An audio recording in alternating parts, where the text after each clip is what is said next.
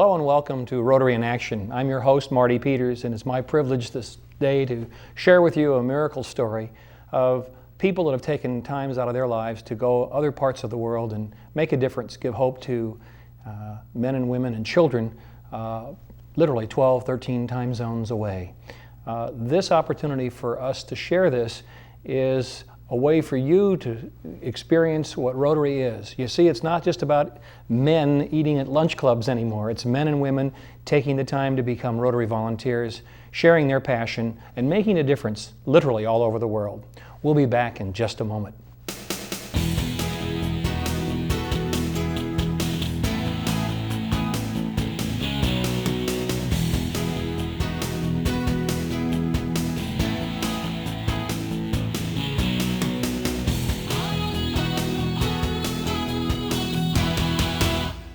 Hi, and welcome back. Again, I'm Marty Peters, your host, and it's my privilege to introduce two very special guests this evening. Fary Moini, who is a charming lady who's in Rotary here in our area. And Fary has been in our Rotary clubs for some time, but she's made a difference in a lot of people's lives in the last 2 or 3 years. Next is Mr. Zaramud Shah, who is from a Rotary club in Pakistan. And it's our privilege to have you both here this evening. And Fary, I wanted to start off with you. Tell me what this experience was, what prompted you to make this significant change in your life?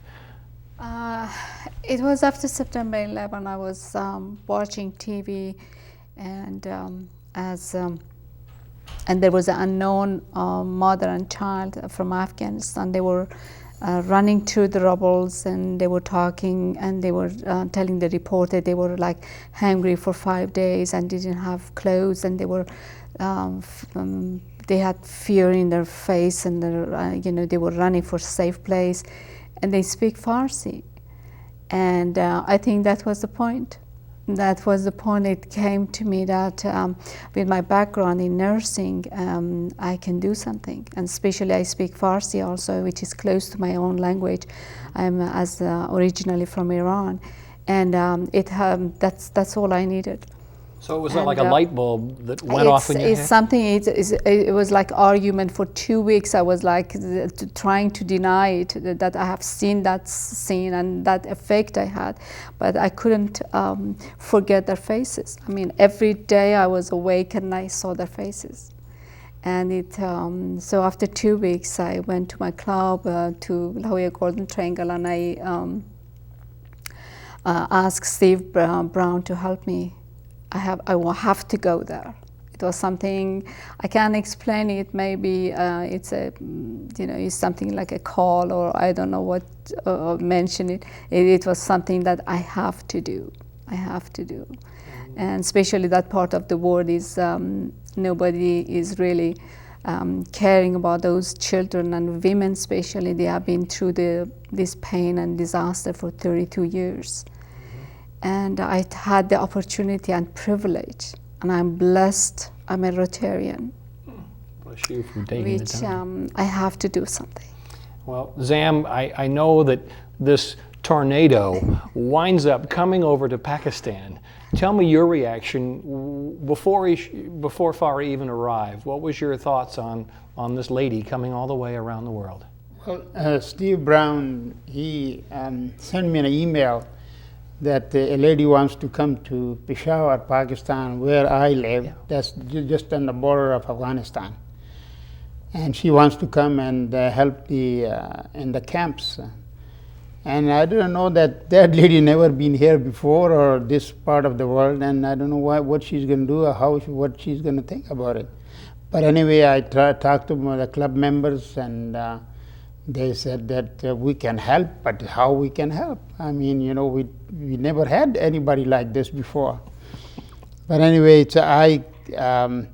I sent them email that she is welcome to our house and to our family and to Peshawar, and we will try to help her wherever we can. And we were really surprised that when she came, that without knowing us, without knowing anybody, and without even the geography of this side of the world, and she wanted to come, and that was really courageous. And I remember somebody sharing with me that that Rotary pin makes you a brother or a sister, no matter where you are on the planet. Yes. So that this home, you're opening up your doors to a lady you've never met before. No, so that's what I told my missus, that a lady is coming from United States, and she would stay with us, and she want to work with the refugees, and she didn't know how she's going to do that, you know. You know, it's a privilege just to have you both here. What I'd like to do now is to show some of those films about what was going on in Pakistan. Let's just sort of look at it and talk about them. Is this, Fary, the medical lab? Yes, I was working in 2 clinics. This one is actually for the OB clinic in one of the camps, and what we did, they didn't have any like hot water or a kitchen or clean water to cook, and the table, and also delivery table, they didn't have it, and also the generator. And when I left over here, from here, actually, I had only $1,700 with me, which we need a little bit more money to buy, especially the generator, because the electricity, they have always in trouble. Even during the delivery, they didn't have the electricity. So I sent the email, I needed $600 more to buy a generator, and believe it or not, after less than a week, I received about $7,000. And that make me able to buy a lot of like a new hydraulic delivery table, buy them a hot water heater, and also medicine, food for the orphanage, and also build the kitchen which you visited, you saw before that delivery room. And and also like a bathroom, making a bathroom for them. Believe it or not, they didn't have even a bathroom. So that was made me to able to do that, all those things. Now these are pictures of women coming in. Tell us Yes. about this part of it. The women are the pregnant women, they are coming for delivery. And also I was, the gentleman who is standing with me, he is actually the president of Unitown Rotary Club, which is, Mr. Shah is also a member. And we were providing toothbrushes, toothpaste, towels, soap, the basic for their hygiene, and teach them also how to brush, and also meanwhile giving them as much as we can, like cookies and chocolates and for the children, and talk with them and find out what they needed. And so that's the place I was doing that. They look very young. How old are the average ages for these children? From 4 years old all the way up to 13 to 14 years old. And these are refugees that don't have parents anymore? Or? The majority of them, they do have. And as you can see, especially in that particular site, these children are mentally challenged, and unfortunately they are in a very bad condition. This Horrible young man here condition. looks like he's afraid of everything. That's amazing. Exactly. New pants, he was afraid of them. He didn't have even the pants, and it's cold over there. The time I was there, it was chilly. You can see I was wearing my shawl and my boots, and these children didn't have the pants. Now they're all clapping. Anything, I was giving them a lot of warm clothing and putting on them, especially these children, and it's heartbreaking. It's heartbreaking. You see this and you just wonder about the magnitude of the problem. You know, we are listening to the news, we are seeing the magazine, and then also some pictures. It's not giving the justice. It's much more. It's much more. It's sorry. That's okay. I'm looking at that and saying, you know, what a time to be there. But look at these children and look at their eyes, and I think you're giving them something that they've never had before, and that's hope. Yes. And that's truly what Rotary is about. Absolutely. Sam, tell me, when you were there in your own club, I would have imagined that once you see this tornado coming in. How did your club members react to this dynamic, this new change? Well, first of all, when she came, she was in our house, and then we took her to the 2 camps. And after 3 weeks, I'm sorry, I'm also, when I'm looking at that, you know, and after 3 weeks, we took her to the club and told them what she did, and you know, we showed them the pictures and all. And everybody was surprised that this young lady, she came and she really motivated us to do things. And before, we never even thought about it. We only gave them some food sometime. And when she came and she did whatever she did, you know, it motivated our members to do something. And we really went so many times, we went with them and we helped them too. The bottoms up of Rotary has always amazed me. A person in a Rotary Club will come up with an idea and take it and run up with it, and all of his or her friends will get on board and say, yeah, let's do it. And I think that's the magic of your club, whether it's in Pakistan or whether it's in the United States. It's just astounding, the dreams that can be achieved. Absolutely. And we're still doing it because she left the platform, and we are carrying it on.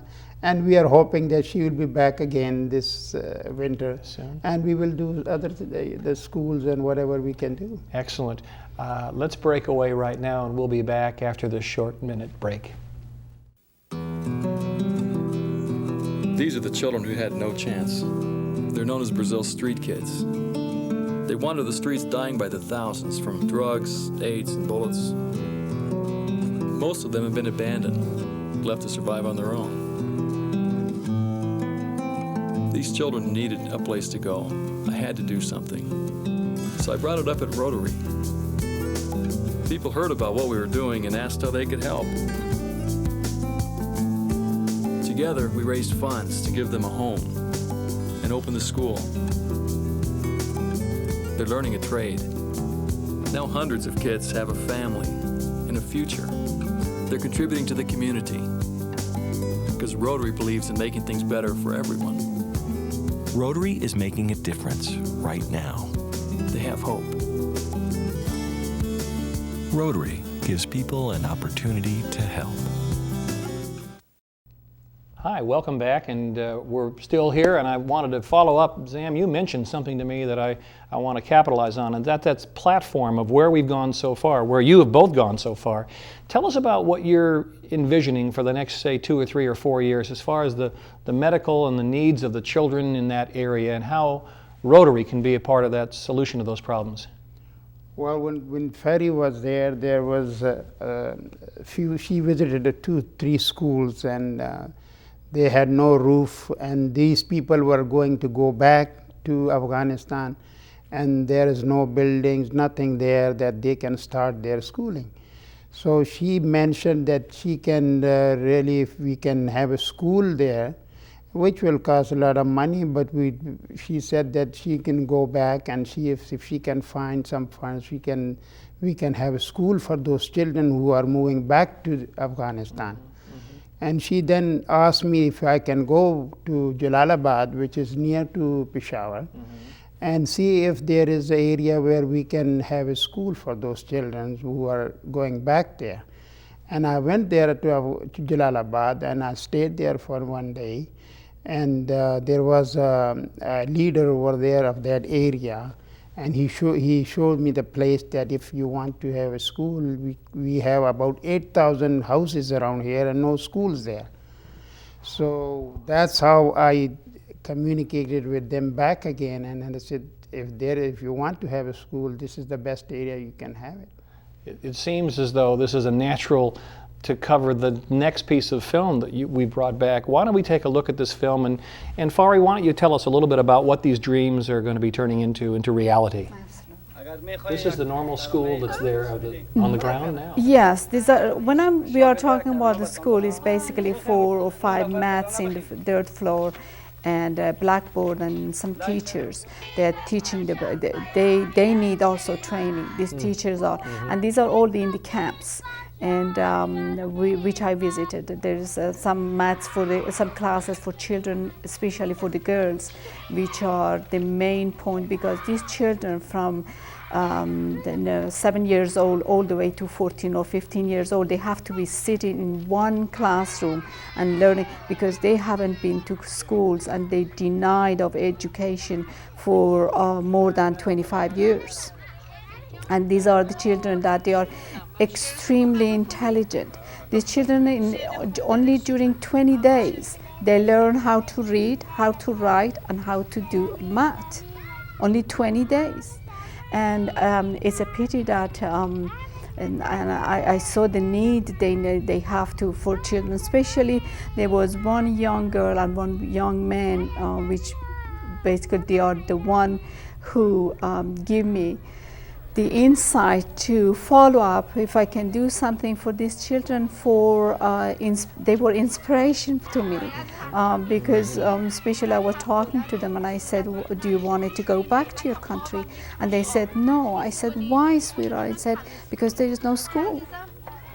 That's their future. It looks as though they're not going to have much unless... Absolutely, absolutely. And all of us, we are looking for peace. They are the hope of future. And through education, that's the only way we can help these children.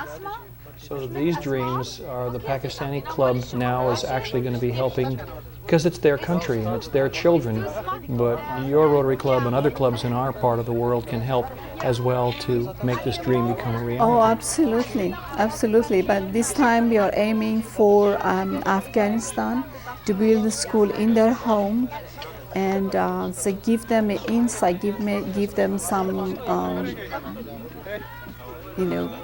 things that to go back, because a lot of these children, a lot of their parents, they don't want it to go back because of that.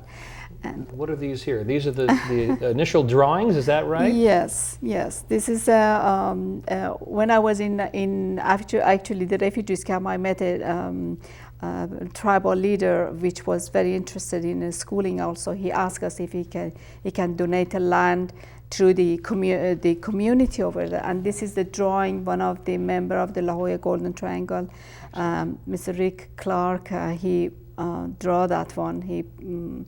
That plan is for the school, about 1,000 student accommodating, and also a small clinic and a vocational service for women. Astounding to see that, well, especially when you get it free from an architect. Yes. That's really exciting. What I'd like to do Absolutely. is come back in a little bit, and we're going to share some more information when we do come back, but now let's take a quick little break. One thing that makes our day when we're out here on the field is watching Lauren get up to bat. Our daughter loves baseball, and we tried to get her on some teams, and there were some coaches that would include her, but she just never felt right about it. Hitting the ball and then making the other kids wait just wasn't her idea of what baseball was. We thought she would just have to settle for being a fan, until Rotary stepped in, and they built this special field.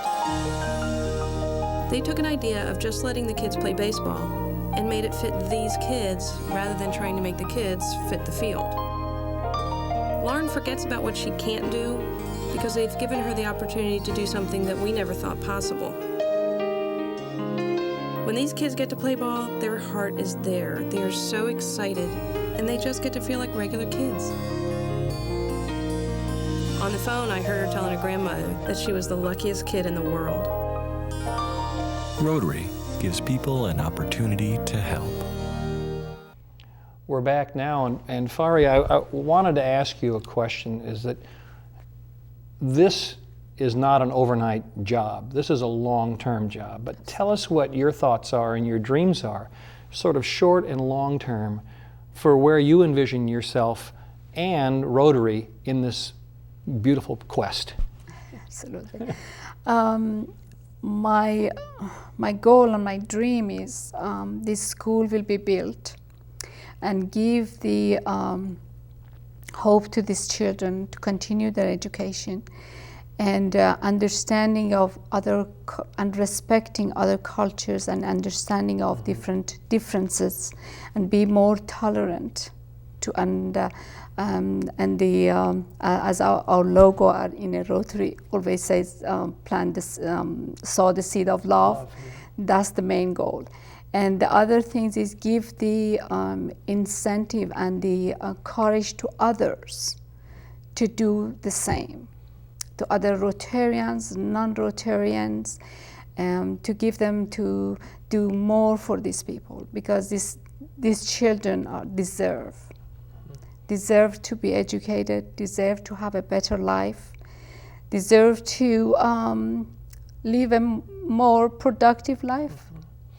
Zam, I remember, I'm an older Rotarian, but I remember the motto from years ago was real happiness is helping others.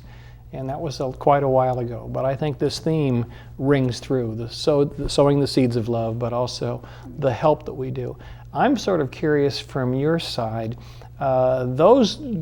that blueprint that we're looking at is a major construction for some period of time. Do you envision that being done in less than, say, a year or 2 years, or what's the goal on that? Well, we were thinking about a year, the total, because I visited the site, and we have our Rotarian who are in construction business, and excuse me, and they have volunteered that they will be working with us and start this project as soon as we have the fund from here, and we will be starting that project, and hopefully we will do it in a year's time. I think this might be an ideal time to share with our viewing audience too how these grants, these matching grants work. Usually the club in that region tries to have a dream. For example, the school. They hook up with some other clubs that maybe have more wealth, and they match their monies together, and then Rotary International will double whatever they too have raised to provide the funds for this type of a major project. And I know that in our region of the world, we already have everybody banging on the doors saying, this is a great project. And so this one person has brought this to not only her own Rotary Club, but to other Rotary Clubs just in our own district, in our part of the world. Yeah. So I imagine you're doing the same thing in Pakistan. Yeah, we are really, as I said before, she have motivated us, and we are going to go for it, and everybody is going to lend us hand, and we're going to do this job. Yeah. I look at this as an opportunity for all of the men and women that you have touched on both continents to say this is a way of us fulfilling that dream and sowing the seeds of love. But it's also an opportunity, I think, for men and women that are not in Rotary. So don't keep the secret to yourselves. Share it in your own communities with other non-Rotarians so they might be able to get involved too. Absolutely. I don't know on the timing standpoint, but we have a series of questions that I've always wanted to get in, and I don't know how to put it better than to say, what would you ask of a viewing audience? What would you say to the average man and woman that are looking at this tape? What would you ask them to do? Okay, if you are blessed with privileges, share. And if you have passion and love, share it and give it, because the best things, the best reward you will get, a smile in the face of a child, and a hug from a woman or an old person. That's the best reward you can get. You can't put a value on it. I'd like to maybe have us look at these slides that we have, and I know that when we look at these, they're going to bring tears to all of our eyes, and we hope that you'll enjoy these slides.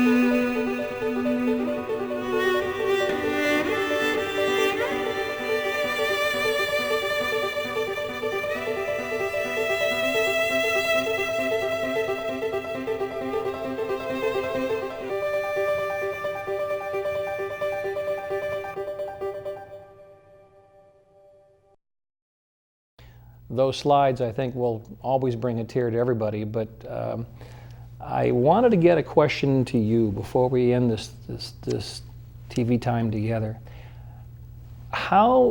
What's your reaction now that you've had a chance to see Rotary truly on an international basis? Tell us how you feel and your experience in your heart. Well, I came here to the United States because when she told me that we are going to build this school, and she wanted me to come here and see if we can raise money, and the people heard they want to give, and because we don't have that much resources, so that we cannot do it on ourselves. So I came here myself for this purpose, to find if we have people who can give and we can do this project. And I gather you've been pleasantly surprised since you've been here. Yeah, that's true. We are really thankful that what so far we have received is really tremendous and fantastic. You know, we are so blessed to have you both with us, but I'm hoping that this message goes out to more and more and more people that are not necessarily Rotarians, that they can also get involved in their own communities. So it's with that I want to thank you both for being here. But more importantly, I'm hoping that we will be able to entice more men and women to really truly believe that Rotary is about serving others. And Fary, you said it beautifully. And those that are not Rotarians, please pick up the phone and get involved in your own Rotary Club. It's as easy as asking to become a member. Thank you very much and have a great day.